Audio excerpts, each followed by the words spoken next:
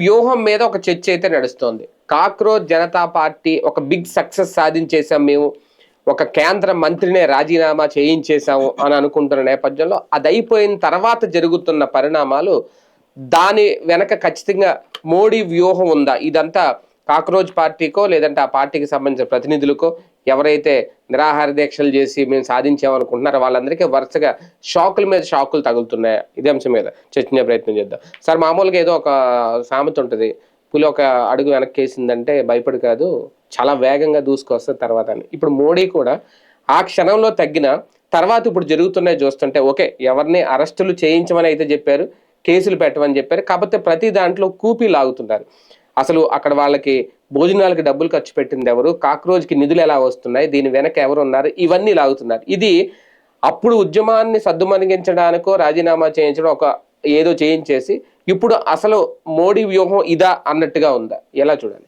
ఇక్కడ మోడీ వ్యవహార శైలి గురించి ఫస్ట్ మనం ఒకటి గుర్తుపెట్టుకోవాలి. భారతీయ జనతా పార్టీదైనా మోడీదైనా, ఇంక్లూడింగ్ నాడు అటల్ బిహారీ వాజ్పేయి నుంచి నేడు మోడీ దాకా కూడా దే ఆర్ డెమోక్రటిక్ లవర్స్.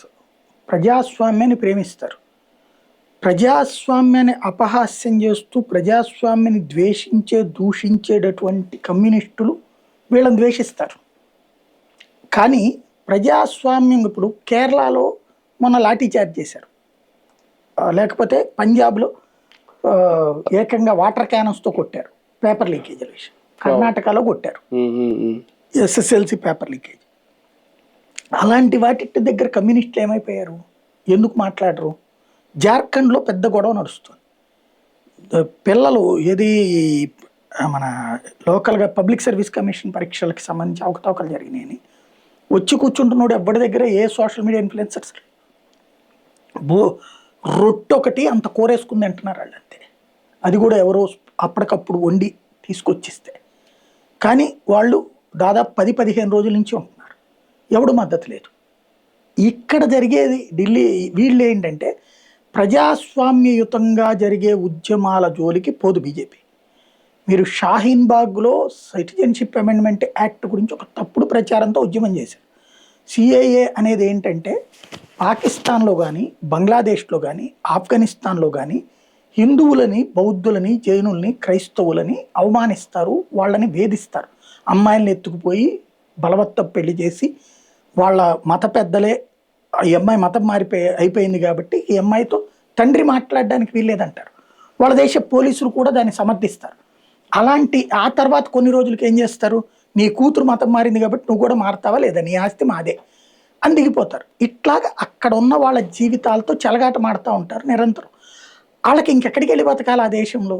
అలాంటి వాళ్ళు ఎవరైనా భారతదేశంలోకి వచ్చేస్తానంటే వాళ్ళకి ఇక్కడ పౌరసత్వం 5 ఏళ్లలో ఇస్తారు, వెంటనే కాదు. అప్పుడు కూడా ఇక్కడికి వచ్చి ఉన్నాక 5 ఏళ్లకి సిటిజన్షిప్. మామూలుగా మన ఇండియన్ యాక్ట్ ప్రకారం 10 సంవత్సరాలు ఇక్కడ ఉన్న వాళ్ళకి పౌరసత్వం, ఇది 5 ఏళ్లకే ఇస్తారు. ఇది అక్కడ పెట్టినటువంటిది. కానీ దాన్ని ఈ దేశంలో ప్రజలకు ఏమని చెప్పారు, సిటిజన్షిప్ అమెండ్మెంట్ యాక్ట్ ఈ దేశంలో ముస్లింలందరినీ తరిమేస్తారు, మిమ్మల్ని అందరినీ ఈ దేశ పౌరులు కాదంటున్నారు అని ఒక అబద్ధ ప్రచారం చేశారు.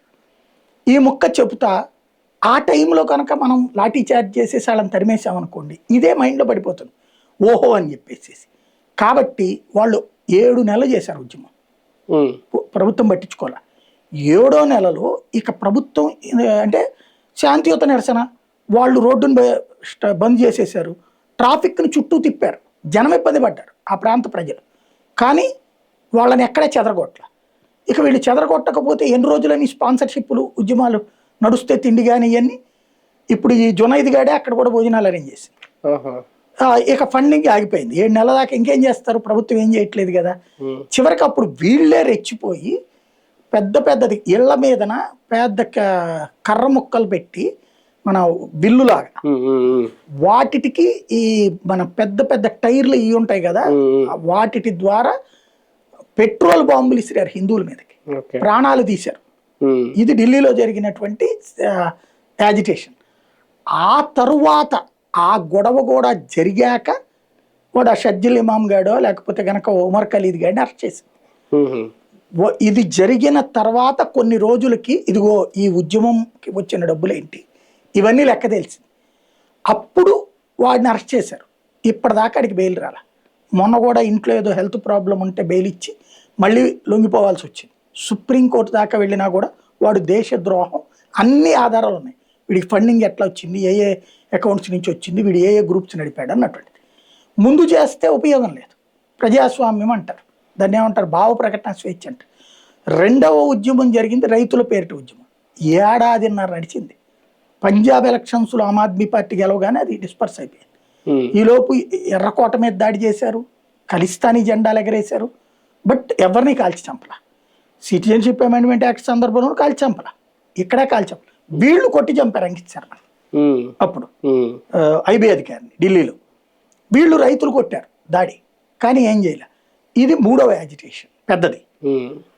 ఇది కూడా ఇక్కడ ఏంటయ్యా అంటే పోలీసులు తన్నులు తిన్నారు, కానీ పోలీసులు తన్నింది తక్కువ. పోలీసులు 180 మంది గాయపడ్డారు, వీళ్ళకి 70 మందికి ఒక్కడు కూడా హాస్పిటల్లో లేడు. చూడండి, హాస్పిటల్లో ఉంటే ఈ పాటికి కమ్యూనిస్టులు అందరూ పరామర్శలకు వెళ్ళేవాళ్ళు, రచ్చరచ్చ చేసేవాళ్ళు. మీరు ప్రాణాల పరంగా పెట్టండి కానీ వాళ్ళు ఏం చేయడానికి వీల్లేదన్నారు. వాళ్ళు వీళ్ళని కొట్టారు కానీ వీళ్ళు వాళ్ళని కొట్టల.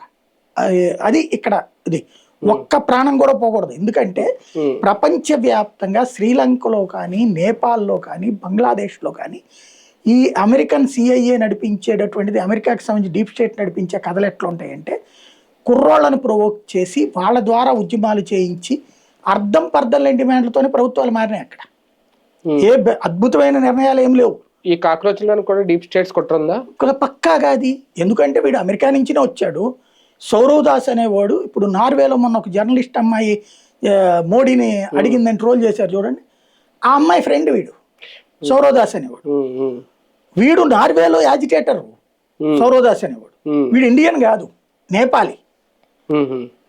ఈ అభిజిత్ దుప్కే కాకుండా అభిజిత్ ఘోషో ఏదో ఉంది ఇంకొక అతను, వీడి ఇది వాడు మొత్తం ఎక్స్ప్లెయిన్ చేశాడు ఓపెన్ గా. అక్కడ ఈ నార్వేలో ఉన్నటువంటి ఇది ఈ ప్రపంచవ్యాప్తంగా ఏంటంటే డైరెక్ట్ డీప్ స్టేట్ అంటే దానికి ఒక సంస్థ ఏం కాదు అది. ఈ తెగబలిసిన వ్యాపార పారిశ్రామికవేత్తలందరి ఫండింగ్తో సోరోస్ అనేవాడు నడిపేది.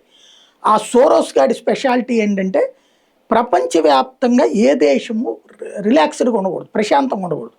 ఒక కంజెస్టెడ్ అట్మాస్ఫియర్ ఉండాలి, ఏదో ఒక గొడవ నడుస్తూ ఉండాలి. అప్పుడు పాలకులు భయంతో ఉంటారు. ఆ టైంలో మనం ప్రెషర్ పెట్టి మన డిమాండ్లు నెరవేర్చవచ్చు. ఇప్పుడు వాళ్ళకి కావాల్సింది విపి సింగ్ ప్రభుత్వం, దేవగౌడ ప్రభుత్వం, మన్మోహన్ సింగ్ ప్రభుత్వం. ఇప్పుడు ఈ యోగేంద్ర యాదవ్ అనేవాడు ఉన్నాడు, ఇదివరకు ఆమ్ ఆద్మీ పార్టీ నాయకుడు. వాడు ఈ సోరోస్ బ్యాచ్. అంటే సోరోస్ ఒక్కొక్క దేశంలో 10-15 మందిని తయారు చేస్తుంది. మేధావులని వాళ్ళకి అంతర్జాతీయ అవార్డులు ఇస్తుంటుంది. ఈ అంతర్జాతీయ అవార్డులు పుచ్చుకున్నారంటే సంథింగ్ ఏదో అని అర్థం. అమెరికా నుంచి అవార్డులు పుచ్చుకున్నా, చైనా నుంచి అవార్డులు పుచ్చుకున్నా వాళ్ళు మన మీద ప్రేమతో ఇవ్వరు, మన దేశానికి వ్యతిరేకంగా తయారు చేయడానికి ఇస్తారు. యోగేంద్ర యాదవ్ అనేటటువంటి అతను మాట్లాడిన మాట ఏంటి, నిన్న అభిజిత్ దుప్కే కూడా మాట్లాడాడు.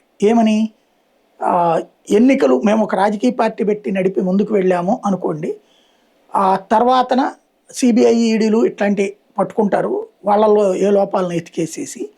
కాబట్టి ఎన్నికల ద్వారా ప్రజలను మెప్పించి గెలిపించలేం, కానీ ఉద్యమాల ద్వారా దించేస్తాం అన్నటువంటిది వీళ్ళ స్ట్రాటజీ.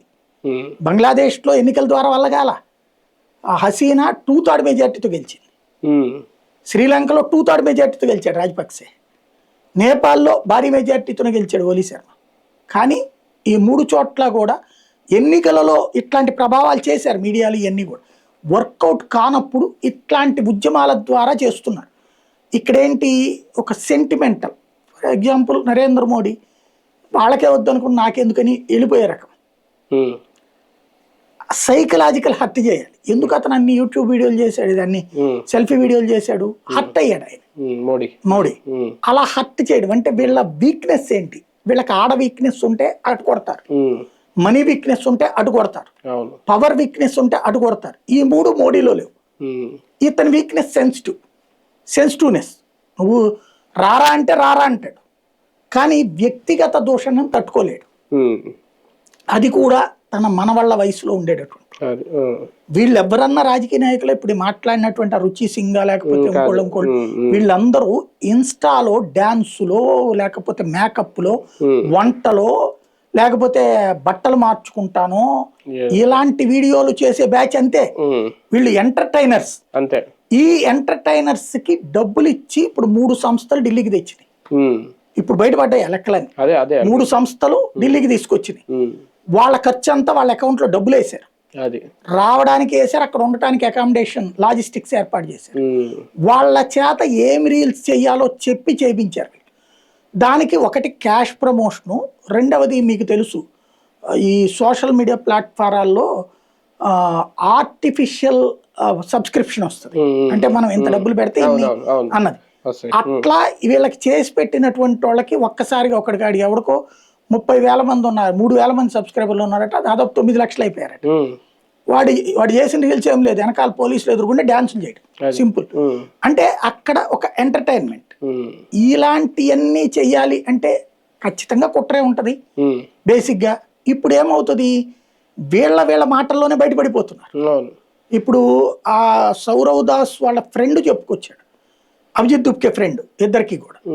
అభిజిత్ దుప్కే ఫ్రెండ్ చెప్పుకొచ్చిన పాయింట్ ఏంటంటే, అమెరికా మేమందరం ఆమ్ ఆద్మీ పార్టీలో సోషల్ మీడియా వింగ్లోనే పనిచేసే వాళ్ళం, స్పాన్సర్ చేసింది ఆమ్ ఆద్మీ పార్టీ ఎవరి చేతనో చేయించింది తన అమెరికాలో చదువు అయిపోయింది, ఇతనికి జాబ్ లేదు. ఆ టైంలో కేజ్రీవాల్ ఫోన్ చేశాడు, నీకు ప్రాజెక్ట్ ఇస్తానని. అతను ఇట్లాగ నాకు ప్రాజెక్ట్ వచ్చిందిరా అన్నాడు. మేము అనుకున్నాం అమెరికాలో ప్రాజెక్ట్ ఆఫీస్ పెడతాడు, మేము అందరం ఉంటాం అనుకున్నాం. తీరా చూస్తే అకస్మాత్తుగా కాక్రోచ్ జనతా పార్టీ అని ఒకటి బిగిన్ చేశాడు, దాంతో కోట్ల మంది అన్నారు. అవి ఎట్లుంటాయో మాకంతా తెలుసు, ఎట్లాగా ఆర్టిఫిషియల్గా ఉంటాయి అవి. కాబట్టి ఇతను ఆ తర్వాత ఢిల్లీ బయలుదేరడం ఇదంతా జరిగింది. దెన్ అక్కడ ఒకటి బయటపడిపోయింది. అట్లాగే సౌరవ్ దాస్కి సంబంధించి అభిజిత్ అనేటటువంటి ఆయన ఘోష్ అని ఆయన చెప్పుకొచ్చాడు, ఇతను నేపాలి, ఇండియా కాదు, వాళ్ళ నాన్న నేపాల్ అతను. అలాగే ఇతనికి ఢిల్లీలో దాదాపుగా ఒక 50 కోట్ల విలువైనటువంటి ఒక ఫ్లాట్ ఉంది. ఎక్కడి నుంచి వచ్చింది అది? అక్కడ ఈ వీళ్ళందరూ వస్తుంటారు, కేజ్రీవాల్ వీళ్ళంతా వాళ్ళ ఇంటికి భోజనాలకి. అది ఈ లెక్కలన్నీ చెప్తున్నారు అక్కడ. ఒకటి ఎన్ని ఓపెన్ సీక్రెట్, ఏవి దాపరికాలు కాదు, ఎన్ని రోజులు దాస్తారు. కాబట్టి ఇక్కడ పక్కా ప్లాన్ తో నడిచింది. 2 కోణాలు ఇక్కడ. నరేంద్ర మోడీ వెనక్కి తగ్గక తప్పలేదు, నెంబర్ 1. రెండవది, వీళ్ళు వదిలిపెడతారని నేను అనుకోవట్లా. ఎందుకంటే ఇక్కడ 2 కోణాలు ఉన్నది. బంగ్లాదేశ్లో ఇట్లాగా ఏమీ లేదు ఇష్యూ, అసలు హసీనాకి సంబంధమే లేదు. అక్కడ రిజర్వేషన్స్ ఏంటయ్యా అంటే, బంగ్లాదేశ్ 71లో యుద్ధంలో కదా వాళ్ళు దేశాన్ని తీసుకుంది. ఆనాటి స్వతంత్ర సమర యోధులకి రిజర్వేషన్ ఉండే, వాళ్ళ బిడ్డలకి. స్వతంత్ర సమర యోధులకు కూడా పెన్షన్లు ఇచ్చేవాళ్ళు, ఏదో ఒక జాబ్లో తీసుకున్నారు అప్పుడు గవర్నమెంట్ జాబ్స్లో. వాళ్ళ తర్వాత వాళ్ళ బిడ్డలకు కూడా రిజర్వేషన్ ఉంది. ఇప్పుడు వాళ్ళ మనవాళ్ళకు కూడా రిజర్వేషన్ అన్నటువంటి డిమాండ్ వస్తే ఆమె ఒప్పుకోలే. కానీ అక్కడున్న సుప్రీంకోర్టు ఇంకో తరానికి ఇవ్వకపోతే ఎట్లా అని తీర్పిచ్చింది. అది కూడా 1 కాదు 2 కాదు 28% ఏమని. దాన్ని ప్రభుత్వం ఒప్పుకోకపోయినా తీర్పిచ్చింది. అప్పుడు అసలు గొడవ ఎవరి మీద తెలుసా? యూత్ సుప్రీంకోర్టు మీద గొడవకి వెళ్ళారు. అలా వెళ్ళిన వాళ్ళని యూనస్ వచ్చి హసీనా మీదకి డైవర్ట్ చేశాడు. ఆమె ఓపెన్గా చెప్పింది, పార్లమెంట్ వేదికగానే చెప్పింది, నేను సుప్రీంకోర్టు తీర్పు ఇచ్చినా రేపు చట్టం చేసి మరి ఆ తీర్పుని తిరస్కరిస్తాం, నేను అట్టు ఇవ్వను, 7% అంతకు ముందు ఉండేది అదే ఉంటుందని చెప్పింది. అయినా సరే ఆ అబద్ధపు పాయింట్ నడ్డు పెట్టుకునినే చేశారు. ఆమెను మళ్ళీ రానియకుండా ఉండడానికి ఏం చేశారు, వాళ్ళ పార్టీని బ్యాన్ చేశాడు యూనస్ వచ్చి. బ్యాన్లో ఉన్నటువంటి బంగ్లాదేశ్ నేషనలిస్ట్ పార్టీని బ్యాన్ ఎత్తేసాడు. అట్లాగే అక్కడ ఉన్నటువంటి జమాత్ ఇస్లామీ పార్టీ ఉంటుంది, అది పాకిస్తాన్ ప్రేమిక పార్టీ. దాని మీద వాళ్ళని వాళ్ళు టెర్రరిస్టులని అరెస్టులు చేస్తున్నారు జైళ్ళలో, వాళ్ళని విడిచిపెట్టేశాడు. వాళ్ళు వచ్చి రచ్చ చేసుకొచ్చారు. ఇది బంగ్లాదేశ్లో జరిగింది. సేమ్ ప్యాటర్న్ ఇక్కడ నడుస్తుంది ఇప్పుడు.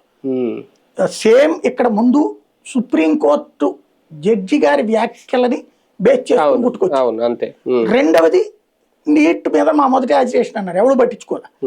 చివరికి ఘర్షణ వాతావరణం అయితే తప్పించి మనల్ని చూడరని ఘర్షణ వాతావరణం సృష్టించారు. సరే, ప్రభుత్వం ఒక అడుగు వెనక్కేసింది. దెన్ ఇక్కడ ఇప్పుడు ఇది సెకండ్ ఫేజ్కి వెళ్దాం అనుకుంటున్నారు వీళ్ళు. అదే సందర్భంలో ఇలాంటి ఉద్యమమే వాళ్ళు చేసింది. నేను చెప్పిన షాహీన్ బాగ్, ఉమర్ ఖలీద్ 7 నెలల దాకా వాళ్ళు ఏం చేయలే. 7 నెలల తర్వాత వాడు ఇప్పుడు దాకా లేడు. మీరు ఇలాంటి యాజిటేషన్ చూస్తే కన్నయ్య కుమార్ గుర్తుంది కదా, పటేళ్ల ఉద్యమం గుర్తుంది కదా, ఇవన్నీ ముఖలో వచ్చి పబ్బలా కొట్టుకుపోయేవా లేకపోతే ఇప్పుడు మరింత డీప్గా వెళ్తాయి అనేది చూడాలి. మరొక ప్రొటెస్ట్ కి వెళ్లే ముందే ఈ కాక్రోచ్ పార్టీ విషయంలో ఒక సీరియస్ డెసిషన్ ఏమైనా ఉండబోద్దా? ఏమీ ఉండదు. వీళ్ళది యాక్టివిటీ నడుస్తుంది. క్రమంగా వాళ్ళలో వాళ్ళకి డిస్ప్యూట్స్ వస్తున్నాయి. ఇప్పుడు సౌరదాస్కి అభిజిత్ దుప్కేకి పడట్లేదు, అశుతోష్ రాణాకి సౌరదాస్ కూడా పడట్లేదు. విజయ్ దహియా ఆల్రెడీ బయట పెట్టబడ్డాడు, ఇతనికి సంబంధించిన జాతకాలు బయట పెడుతున్నాడు. ఈవెన్ వీళ్ళు ఎవరైతే ఇన్ఫ్లుయెన్సర్ని పిలుచుకొచ్చారో ఆ ఇన్ఫ్లుయెన్సర్స్ తల్లులే అమ్మల్ని అక్కలే తిడుతున్నారు, మా తెలియని మా బిడ్డలు నాశనం చేశారని.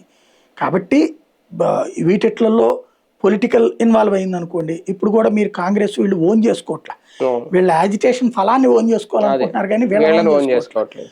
వీళ్ళు ఇంకో పక్కన బలహీన పడిపోతున్నారు. ఎందుకంటే నువ్వు ఒక సొసైటీ చేంజ్ పర్సెప్షన్ బేస్ చేసుకుని ఏదైనా తీసురా నడుస్తుంది. ఇది నీటు అయిపోయింది, నీ డిమాండ్ అయిపోయింది, వాట్ నెక్స్ట్? ఇప్పుడు వీళ్ళు దోషులు అయిపోయారు. జార్ఖండ్ వాళ్ళు ఎరా మీరు ఎందుకు రారు మా ఊరికి అని అడుగుతున్నారు, పంజాబ్ వాళ్ళు మీరు మా ఊరికి ఎందుకు రారా అని అడుగుతున్నారు, కర్ణాటక వాళ్ళు మాకెందుకు రారా అని అడుగుతున్నారు. వీళ్ళు దానికి ఏదో సాకు చెప్తారు, అది మేము పెద్ద ఇష్యూస్ తీసుకుంటామంటే బొక్క నువ్వు పెద్ద ఇష్యూలో ఏం చేసావు పోరా అని చెప్తున్నారు. ఇక ఆటోమేటిక్గా ఎక్కడికక్కడ నువ్వు అతి ఆశ చూపించకూడదు. అందుకనే ఇప్పుడు రేపు 5వ తారీఖు కూర్చుని వీళ్ళందరూ మీటింగ్ పెట్టుకుని చేసుకుంటారట. దీని అంతటి వెనక మోడీ మీద ఏమన్నా కుట్ర జరుగుతుందా? మోడీని దించేసే వ్యూహాలు ఏమన్నా రచిస్తున్నారా? రాబోయే 6 నెలల్లో మోడీ అంటే జనవరి దాకా మోడీ అధికారంలో ఉంటే ఆ తర్వాత మోడీని కెలకలేరు. నెక్స్ట్ ఎలక్షన్స్ కూడా మోడీని. జనవరి లోపు గనక మోడీ దిగిపోతే మొత్తం రాజకీయం లోపే దించడం కోసమే జరుగుతున్న కుట్ర. అంటే మోడీ దిగిపోతారా, మోడీని దించేస్తారా అనేది దించాలని కుట్ర. ఇప్పుడు మొన్న ఎవరిని చావనివ్వకుండా చూశాడు ఆయన. ఇప్పుడు దాంట్లో నిన్న బెంగాల్లో ఒకడు దొరికాడు టెర్రరిస్ట్. వాడు చెప్తున్నది ఏంటంటే వాడు లష్కరే తోయిబా అనుబంధం, సువేంద్ర అధికారిని కూడా లేపేయాలని ప్లాన్ చేస్తున్నాడు. వాడి దగ్గర నుంచి వచ్చినటువంటి ఫీడ్బ్యాక్ ఏంటంటే పోలీస్ యూనిఫామ్స్ లో ఉండి ఉద్యమకారులని చంపాలనుకున్నారు వాళ్ళు. అది మోడీ మీద పడిపోద్ది. అది అప్పుడు పోలీసు రెచ్చిపోతే అది పోలీసు అనుకోరు కదా, మోడీ అనుకుంటారు కదా. దాన్ని బేస్ చేసుకుని దేశంలో అలకల్లోలం సృష్టించాలనుకున్నారు, యూత్ అందరూ రోడ్డు మీదకి తేవడం. ప్రస్తుతానికైతే అది ఆగగలిగింది. వాట్ నెక్స్ట్ చెప్పలేము రేపు ఇంకోటి.